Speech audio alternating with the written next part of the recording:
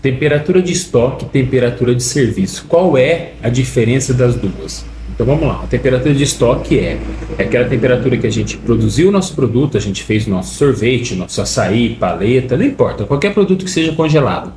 E a gente vai, produziu e vamos colocar dentro da câmara fria ou dentro do freezer para a gente estocar ele, para ele terminar o seu processo de congelamento. Essa temperatura tem que ser no mínimo de menos 18 para cima. Quanto mais gelado ela for, quanto mais fria essa temperatura for, é melhor, tá? Quanto mais rápido a gente conseguir congelar o nosso produto, melhor a gente conserva as propriedades dele, tá bom? Melhor a gente mantém a estrutura dele. E a temperatura de serviço é a temperatura que nós vamos servir esse produto. E ela é diferente.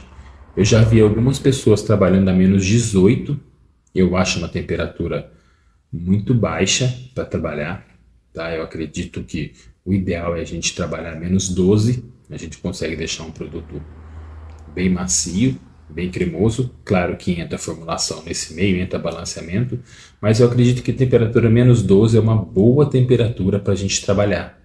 Uma temperatura para açaí, se você trabalha com açaí self-service, pode ser até um pouquinho mais alta essa temperatura, entre menos 8, menos 10, é legal da gente trabalhar. Então, difere bem as duas temperaturas, uma da outra. Uma é de estoque, para manter o produto, e outra para você servir o produto. Não adianta pensa se você pegar do seu freezer lá menos 18, por que o seu sorvete está duro? Tá? Porque não é essa temperatura. Então tem que separar uma temperatura da outra. É importante e você tem que avaliar os parâmetros. Vai depender do seu sorvete. Então lembre-se, estoque no mínimo menos 18 e temperatura de serviço menos 8, menos 10 para açaí, até menos 12, menos 14 para sorvete.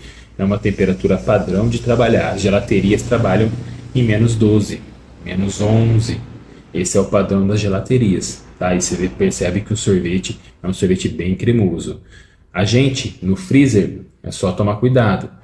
Termômetro na mão, vamos sempre testando. Um dia de muito calor, talvez você tenha que aumentar um pouquinho seu freezer. Um dia que o cara abre e fecha muito tempo, ele não consegue manter na determinada temperatura. Um dia de frio, talvez você diminua um pouco o pressostato do seu freezer lá, tá bom?